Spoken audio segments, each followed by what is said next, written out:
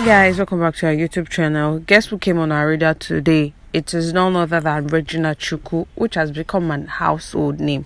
Yes, Regina Chukwu doesn't sound Yoruba-ish, but this woman right here I'm speaking about is someone that has made limelight and has made great heights in the Yoruba Nollywood industry. She lost her husband 18 years ago, and since then she has been raising her two beautiful kids without getting married to any man. These are some of the things we'll probably be talking about today and how she has been able to do this all by herself. Regina Chukwu is somebody that I consider as a superwoman, a super mom, and a strong-willed person. Mom of two have shared inspirational stories on Instagram page while she celebrated her children's birthday.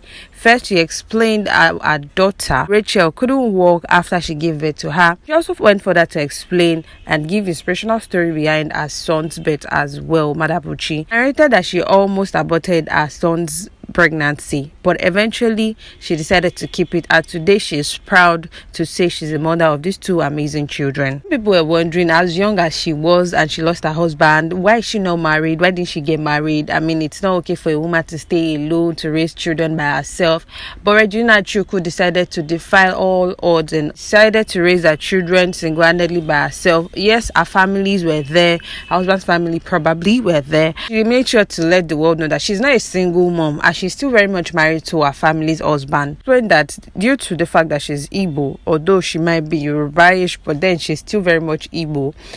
Culture doesn't allow her to say that she is a single mom, as she's still very much married to her husband's family. Now, words, and I quote, "I don't like being referred to as a single mom. The fact that I lost my husband does not make me a single parent. I just want to thank God for the way they have turned out to be. I am my daughter's best friend." Asked why she hasn't remarried, she went ahead and explained, saying, and I quote, "Actually, it is because of them that I decided not to remarry then.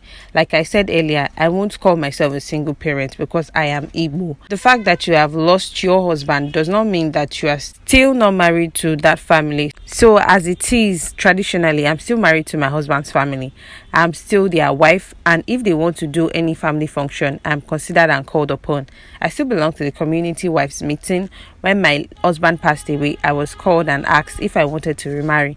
The condition was for me to leave their children and go ahead, but I looked at my kids and they were still very young, and I decided to stay. My children have been asking me if I want to remarry. They want a baby sister or brother, but I don't know what God has in plan for me. I am open to what God says will happen to me. If I decide to remarry now, it means whoever I want to get married to will pay my bride price, and my parents will then go back to my late husband's family to return the bride price they paid on me. This tradition telling them this lady is no longer your wife, but when it is not done, I still remain their wife. Was Regina Chukwu explaining why she is not married yet and she decided to stay this way. She even went ahead to say that she still visits her mother-in-law. Being a widow has not been easy at all. Regina Chukwu started her career almost 18 years ago. Chukwu was born in Lagos and she grew up in Alimosho part of Lagos. She attended Alimosho Primary School and Grammar School, then later went to Laspo Tech, where she studied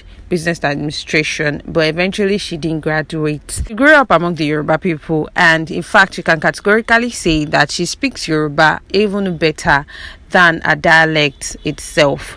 Going into movie industry, she wanted to go into the English side, but Yoruba movie affected her and that they welcomed her and made her feel at home. So she started off with Yoruba movie, although she has appeared in several other soap operas which are English and some other English movies. Irregardless, she's a Nigerian before she became Igbo. She said she started her career through a young man who lived in her area, who introduced her, someone who is into the acting scene. She said this young man looks at her all the time and tell her, "Auntie Regina, I like your face, so, and if you act, you would make it."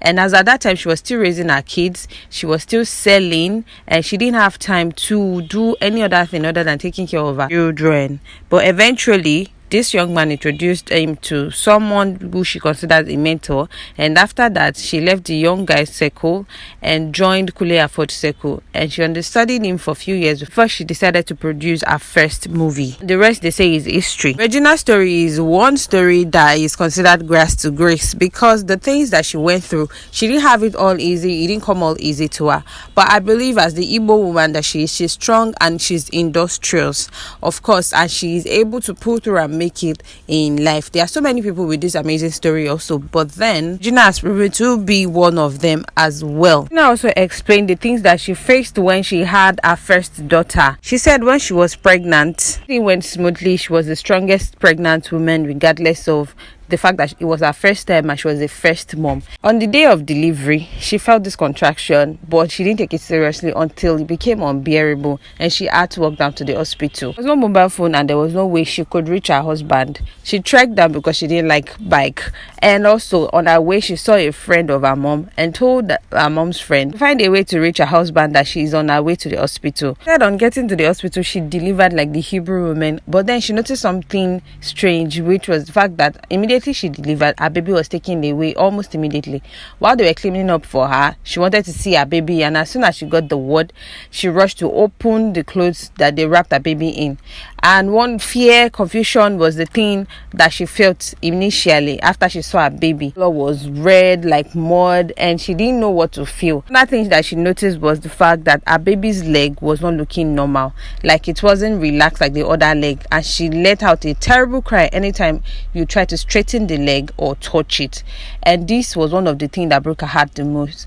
On getting home, man told her to go and look for a way to do something about her daughter's leg, as he doesn't have money for a wheelchair. But today she's able to thank God that her daughter can walk with her two legs normally, and she's strong and healthy as well. She also narrated how poverty almost made her abort her child. Also on her son's birthday, that she decided to release this same episode like she did for her daughter's birthday. On this fateful day, she walked into her pastor's office. Our pastor decided to counsel her and told her and give her a message that, sister, you will be visited with a male child. And on hearing this, she realized that she has been 2 weeks gone and 2 weeks late. Knowing the condition of the things at home and the state at which they are, she felt bad and sad instead of her joy. Hearing that, she decided on that spot that she was going to abort and get rid of the pregnancy. As she got home, she told her husband that she's pregnant. Instantly, she knew what her husband was going to say. Late husband of blessed memory told her, we are getting rid of it. But on the second thought, she told her husband that the pastor told her that she's going to be expecting a male child.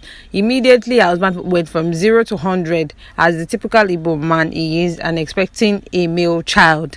So they decided to keep Madabuchi. Cut the long story short, Madabuchi, Richard Nwafo, came into life after 9 months, and the father left them 4 months after. He waited for him. A lot of things happened in the space of that 18 months, but she said it's a story for another day. But she thanked God that God has kept her son and her sister, and they have been great source of joy and strength unto her. And it's the best gift her late husband has ever left for her. They are amazing kids. They understand to know when to manage things with her when they didn't have much. But today she's grateful to God for how far she has come. Well, guys, I think Regina is actually a strong woman. She's able to stand her ground, to be a mom and a father to her 2 amazing children, and she's still doing a great job, and she has decided to remain so until her children are of good age, where they can now decide to go their separate ways, and then she can now consider remarrying. We say and pray that the late husband of Regina Chukwu continually rest in peace and rest with the Lord, and God will continue to be the strength and source of joy for Regina and her children. Well, guys, there you have it. Do not forget to like, subscribe, and drop your comment to the comment section below. Thank you. Bye.